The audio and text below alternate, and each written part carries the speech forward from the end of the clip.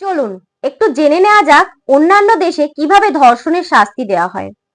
আমেরিকায় ধর্ষকের বয়স দেখে 30 বছর পর্যন্ত কারাদণ্ড। চীনে কোনো ট্রায়াল নেই, মেডিকেল পরীক্ষার পর মৃত্যুদণ্ড। পোল্যান্ডে হিংস্র বুনো শুয়োরের খাঁচায় ফেলে মৃত্যুদণ্ড।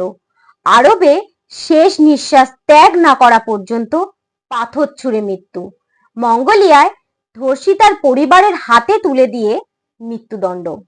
আর আমাদের ভারতবর্ষে প্রতিবাদ, অনশন, তদন্ত, বোঝাপড়ার চেষ্টা, ঘুষ দেওয়া, ধমক, সংবাদ মাধ্যমের আলোচনার আসর, রাজনীতিকরণ, ধর্ষিতার পরিবারকে ব্ল্যাকমেল, মেয়েটির চরিত্র নিয়ে গবেষণা, জামিনে ধর্ষকের মুক্তি, বাইরে এসে আবার ধর্ষণ।